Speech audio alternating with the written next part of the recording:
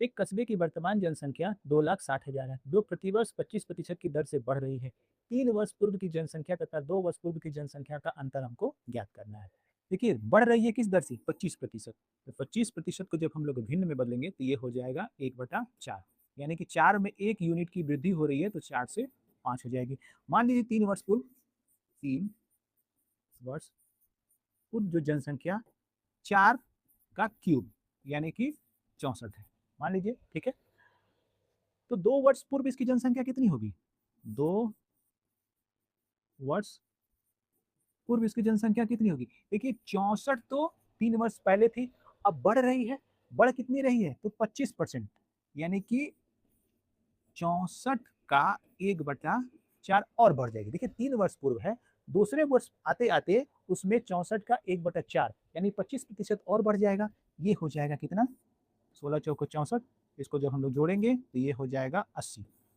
ठीक है, यानी कि 3 वर्ष पूर्व जनसंख्या 64 यूनिट थी और 2 वर्ष पूर्व वही जनसंख्या 80 यूनिट हो गई। ठीक, इसी का अंतर हमको ज्ञात करना है। तो इसका अंतर कितना हो जाएगा? 6 और 1 यानी कि 16 यूनिट, यानी 16 यूनिट का हमको मान निकालना है।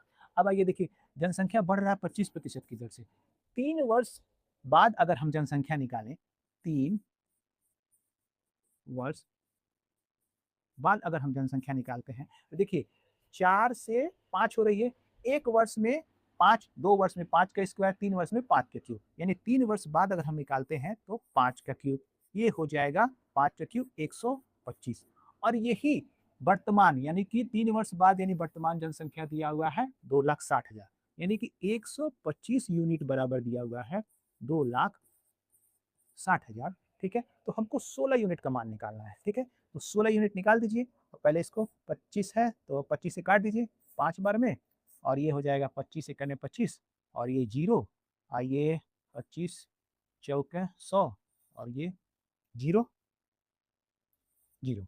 ठीक है, फिर 5 से काट दीजिए, ये हो जाएगा 5 दूनी 10 और ये जीरो, 5 बटे 40 जीरो।